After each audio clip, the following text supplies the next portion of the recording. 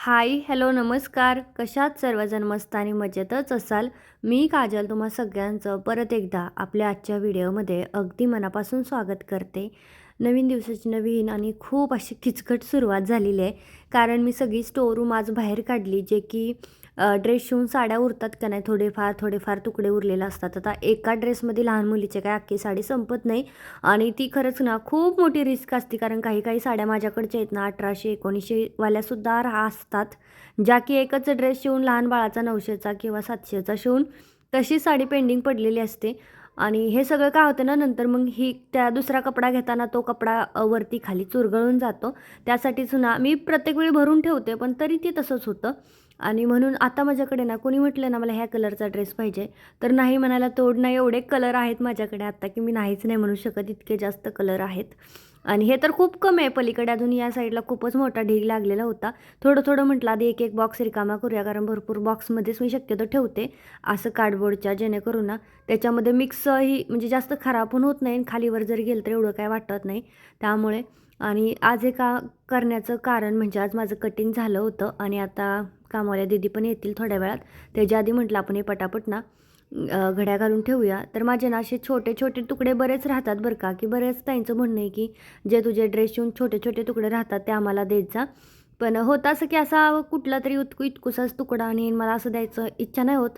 असं वाटतं यार कसं आपण एवढंच, आता हे बघा माझ्या हातातला, आता एवढेच तुकड्याच काय करणार, तसा तर यूज होऊ शकतो. पण मग ते कसं द्यायचं आणि मग ते मला नाही बरोबर वाटत, त्यामुळं मी शक्यतो नाहीच देत. पण आता ना मी ह्याच्यामध्ये थोडेसे काढून ठेवलेत. अगदी थोडेसे, जास्त नाही आहेत, त्यामुळे अजून थोडेसे साठले ना तर मी तुम्हाला देऊ शकेन. कारण पाहिजे तर मग कमीत कमी एक बॉक्सभर तरी तुकडे पाहिजेत असं माझं म्हणणं आहे. तर आता मी ठेवते थोडे बॉक्समध्ये साठवून. तसं मी काय करते, कचऱ्यातच फेकून देते.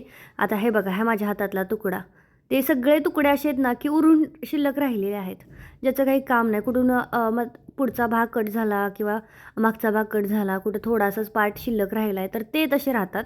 तर त्याच्यामुळे मग ते मला असं ठेवावे लागत आहेत.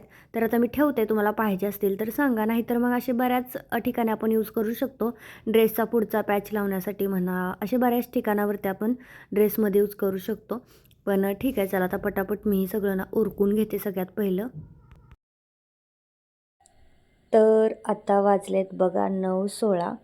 मी उठलेली आहे, म्हणजे आम्ही 8लाच उठलो आहे. मीटिंग होती रुद्राच्या शाळेत, तर त्याच्या पप्पाला कसं तरी गोडी लावून पाठवलं आहे.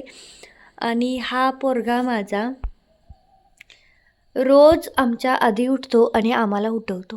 तर आज हा एवढा का थकला असेल की आज अजून उठलेला नाही आहे. कारण आता मीही उठून चालले, मला थोडं पॅकिंग करायचं आहे त्याच्यामुळे. आणि त्याचे पप्पा तर 8लाच गेलेत मीटिंगला. तर अजून तरी पहिल्यांदा असं झालं. बबडो, ए बबडो, उठलास काय? Good morning. मला झोपू दे. तर आज याला काय एवढी झोप आली काय माहीत. आणि घरात ना अंधार असला ना खूप छान झोप लागते, आणि मी तर मुद्दाम अंधार करते. आता 9:15 झाल्यात पण बिलकुल उजेड नाही, तरी लाईट चालू, लाईट बंद केली. मस्त अशा अंधारात झोप लागते. हेच थोडे दिवस आहेत झोपायचे, परत एकदा गरमी आली की झोप येत नाही, हे की नाही. साहेब पण उठलेले आहेत आमचे छोटे छलकाल. छोटे सरकार, MATच्या स्कूलमध्ये ॲडमिशन झालं तुमचं? हे लोक एवढं सकाळी कसं काय उठतात काय माहीत. आम्ही MATच्या ह्याचं, तरी ह्याला म्हणजे फुल कॉन्फिडन्स होता की मम्मा माझा पेपर लय चांगला आहे, तर माझं पास होणारच म्हणे. अगं, तर आतमध्ये घेतली होती एक्झाम, आम्हाला काय दाखवलं नव्हतं एक्झाममध्ये काय होतं ते, आणि लिहायची होती है ना. आणि टीचरचा फोन आला आहे 7:30 वाजता कि आपके बच्चे का एडमिशन हो गया है, तो डॉक्युमेंट लेके आ जाओ. आहे खरं खरं, शपथ खरं. अरे किती आनंद झालाय. खरंच बघ की, आता पप्पा आला तुला सांगतील खरंच झालाय. तर किती आनंद झालाय बघा ना. पण तुला तर ते पोदारच्या स्कूलमध्ये जायचं होतं ना. जाऊ दे, आपण पुढच्या वर्षी पोदारला टाकू, नंतर इथून जाऊ ना तेव्हा. आता तिकडचा रोड खूप जास्त कच्चा आहे, भीती वाटते. पाणी बिनी भरलं आणि कुठे रिक्षा इकडं तिकडं, बाबा आधीच टेन्शनच आहे है ना.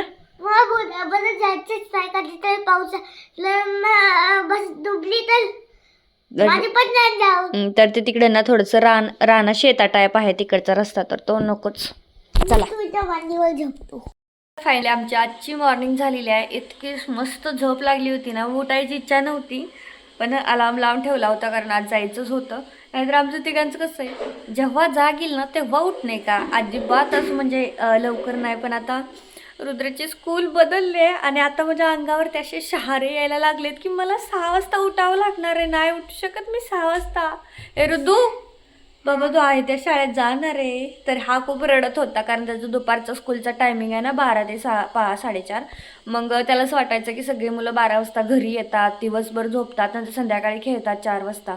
आणि मग ह्याला जायचा टाईम व्हायचा. त्याच्यानंतर मग घरी 5 वाजता तो यायचा. 5 वाजता आल्यानंतर त्याला थोडं जेवू घाला, कपडे चेंज करा, फ्रेश करा, तोपर्यंत 6 वाजायचं. त्याचं खेळायलाच भेटायचं नाही किंवा मग त्याच्या मित्रांनी त्याला हुंदडायला भेटत नव्हतं. सो आता त्याच्यामुळे मेन गोष्ट म्हणजे त्याचा जो फ्रेंड आहे ना कृतिक, क्लोज फ्रेंड, तर तो त्या शाळेत आहे म्हणून त्याला त्या शाळेत जायचं होतं आहे ना. ते पण पहिलीच आहे. आणि दुसरीत. हा आता तो दुसरीच चालला, तू तर आता पहिलीच चालला. एका नाही क्लासमध्ये होऊ शकत तुम्ही दोघं, तुम्ही वेगवेगळे क्लास होणार. पहिले तर युकेजी मध्ये होता. चलो अभी 1 लाख रुपए बाजू में रख दो निकाल के. टीटी पहिले आहे ना. हाँ युकेजी मध्ये होता, त्याचा बर्थडे झाला, नंतर फर्स्ट मध्ये आला. मी पण फर्स्ट मध्ये. तर त्याला असं वाटतं की उंचीप्रमाणे वय असतात. इथल्या मुलांचं उंची एकाची कमी आहे, पण तो त्याच्यापेक्षा मोठा आहे म्हणजे एजने. 6 वर्षाचा. हा आता 5, आता 6चा व्हायचा आणि तो आता 7चा व्हायचा. 7चा झाला 7वं लागले त्याला. मग हा त्यांचं काय म्हणणं आहे की रुद्र तेरी हाईट बडी है तो तू 7 ईयर का है. आणि हा तोच घेऊन बसला. तर मला तर काल प्रश्न पडला होता. आम्ही त्याला लय शिकवलं होतं की बाबा एज 6च सांग, 7 सांगायचं नाही. 6 पण झालं नाही, पण 6च सांगायचं होतं ॲडमिशनला. तर तिथं तो 7 सांगायचे. उगाच सांगायचा काहीतरी खोटं नाटक, कारण बाहेर पोरांना कसं पण खेळतात. सो चला आता मला काल शूट केला ब्लॉग, त्याच्यानंतर काय ब्लॉग शूट करणं झालं नाही. फायनली हा ड्रेस बघा, खूप सुंदर हा ड्रेस दिसतोय. कस्टमरची उंची ना थोडीशी कमी आहे, त्यामुळे मला उंचीला थोडा ड्रेस 1-2 इंच कमी झाला आहे. नाहीतर मग एकदम इतका सुंदर हा मला ड्रेस दिसत होता ना, खूप भारी. आणि पीच पिंक कलर होता, त्याच्यामुळे अजूनच उठून दिसत होता. आणि घेर वगैरे पण भरपूर आला होता कारण आपण तिघींच्या ड्रेससाठी 2 साड्या यूज केल्या होत्या. मस्त ड्रेस झाले होते तिघींचेही, त्यांना पण खूप आवडले. आणि आता माझं जेवणही झालं आहे बरं का, किचन वगैरे आवरून सगळं झालेलं आहे. पण असली बेकार लेवलची गोड खायची इच्छा झाली होती आणि शक्यतो घरात मिठाई काही ना काहीतरी असतं, पण आज काहीच नव्हतं. मग म्हटलं चला थोडीशी शेवाळ्याची खीर करूया. कारण एवढी असं आतमधूनच मला जास्ती गोड आवडतं. गोडमध्ये पण मला शिरा नाही आवडत, त्याच्यानंतर लॅप्सी अशा प्रकार नाही आवडत. मला काय आवडतं, मिठाई आवडते गोडमध्ये. मिठाई आवडते, आईस्क्रीम किंवा असं गोडमध्ये खूप आवडतं. आणि त्यात मला ना जास्तच इच्छा होते गोड खायची. एवढं आवडतं ना गोड. तिखटही आवडतं असं नाही, पण गोड मला जरा जास्त आवडतं. आणि मग म्हटलं चला करून घेते पटकन. आणि दूध वगैरे पण होतं, तर म्हटलं रुद्र पण खाईल. आणि आज आम्ही थोडं लवकरच जेवलो होतो, 7:30 पावणे 8ला, त्यामुळे मला भूक पण लागली होती. म्हणून म्हटले शिजायला ठेवूया. त्याच्यानंतर केसांना तेल लावायचं होतं आज. तर तेल कधी पण लावताना ना गरम करूनच लावायचं बरं का, कारण चांगलं राहतं.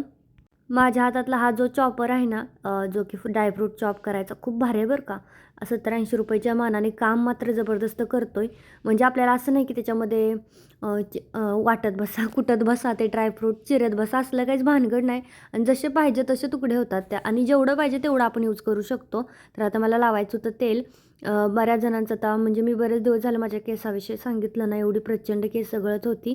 तर आता कमी झालेत. मेहंदी लावला, प्रोटीन पॅक लावला, त्यानंतर आता मध्ये काही ना काही लावत आहे, त्याच्यामुळे कमी झाले. खरंच आपण ना आपल्या स्वतःकडे लक्ष देणं गरजेचं आहे. ज्यावेळेस आपण स्वतःकडे लक्ष नाही देत ना, माझी बघितलं तुम्ही कसली केस गळत होती. त्यामुळे आता मी ठरवले बाबा प्रॉपर लक्ष द्यायचं, तेल वगैरे प्रॉपर लावायचं गरम करून छान वगैरे मस्त असं. आणि म्हणून इथं गरम करून घेतलं. आणि आता माझी पूर्ण तर नाही गळायची थांबली, पण 80-90% थांबली बाबा. कारण इतकी गळत होती ना, असा इतकं हातातच निघायचे नुसते बसच इतके जास्त. रुद्रला इथं लाडीगोडी लावत होती. अरे म्हटलं कर ना थोडासा मसाज, हेड मसाज. तर तो रडारड करत होता की म्हणे झोपायला चल, मला झोप आली वगैरे, त्याचं सुरू होतं.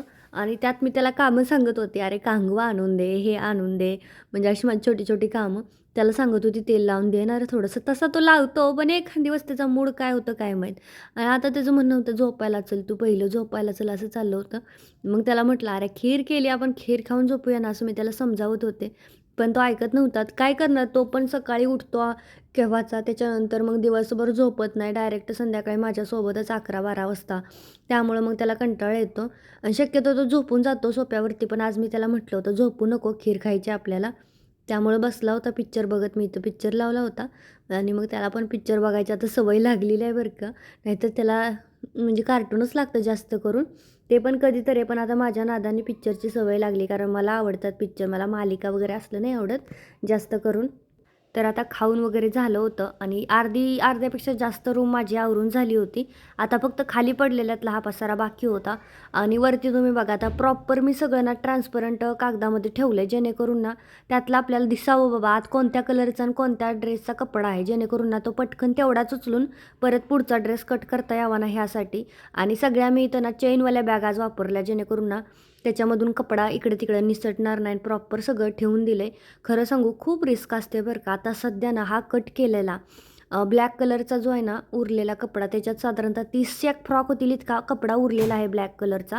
आणि त्याचसोबत हा जो इथला आतला आहे ना, तर त्याच्यामध्ये सुद्धा 30 एक ड्रेस तरी होतीलच इतका आतमध्ये, 30पेक्षा जास्तच होतील इतका आतमध्ये कपडा आहे. तर रिस्क खूप घ्यावी लागते बिझनेस म्हटलं की.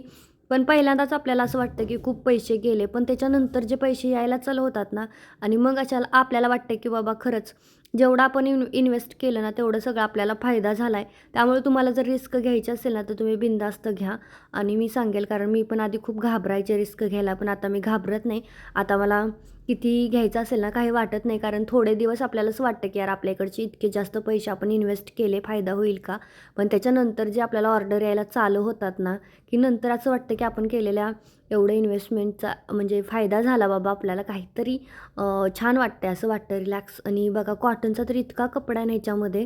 आता हा सगळा मी काढणार आहे बाहेर. आता प्रॉपर म्हटली एखाद कॉटनचं सगळं ठेवूया आणि सगळं वेगवेगळं ठेवलं आहे आता. अस्तर वगैरे वेगळं ठेवलं आहे. अस्तर पण खूप लागतो बरं का.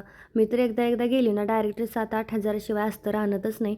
तर कधी-कधी काही ड्रेसेस हे महागारी पण येतात बरं का. आता इथे बघा 2 पार्टीवेअर ड्रेस होते. एक हा वाला व्हाईट आहे ना, तर हा एक व्हाईट होता. मला हा सुंदर दिसतो. मला माझ्या मापाने फिटिंग करून मी आता बघू 26 जानेवारीला घालेन.